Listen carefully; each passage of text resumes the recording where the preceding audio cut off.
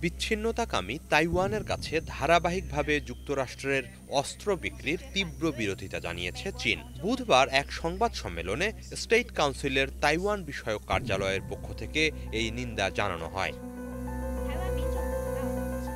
চীনের রাষ্ট্রীয় সংবাদ মাধ্যম সিসিটিভি জানিয়েছে, সেপ্টেম্বরের মাঝামাঝি তাইওয়ানের কাছে 228 মিলিয়ন মার্কিন ডলারের অস্ত্র বিক্রির অনুমোদন দিয়েছে যুক্তরাষ্ট্রের স্টেট ডিপার্টমেন্ট। এবাদেও তাইপেকে 567 মিলিয়ন ডলারের সামরিক সহায়তা দেওয়ার পরিকল্পনা করছে ওয়াশিংটন।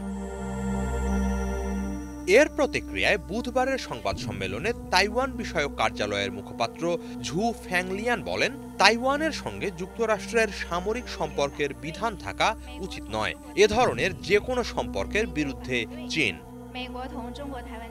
অস্ত্র বিক্রি, সামরিক সহায়তা, আর্থিক সহায়তা বা যে কোনো প্রকারই হোক, যুক্তরাষ্ট্র তাইওয়ানের কাছে যে বার্তা দিতে চাচ্ছে সেখানকার বেশিরভাগ মানুষই তা চায় না। বরং এসবের মধ্য দিয়ে তাইওয়ানবাসী বিপজ্জনক পরিস্থিতির দিকে এগিয়ে যাচ্ছে। এই অঞ্চল পরিণত হচ্ছে বিধ্বংসী বিস্ফোরকে। যুক্তরাষ্ট্র ও পশ্চিমাদের ইঙ্গিত করে ফ্যাংলিয়ান আরও বলেন, উপনিবেশকারী ও অনুপ্রবেশকারীদের দাদাগিরির ওপর ভর করে বিচ্ছিন্নতাবাদীরা তাইওয়ানকে আলাদা করতে চাইলে তা দুঃস্বপ্নে পরিণত হবে। আইন অনুসারে সবাইকে কঠোর শাস্তির আওতায় আনা হবে।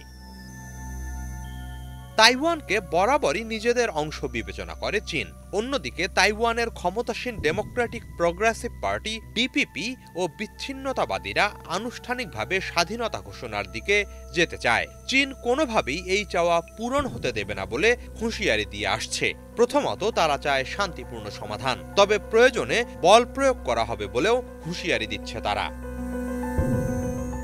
হিজল জোবায়ের, বাংলা ভিশন।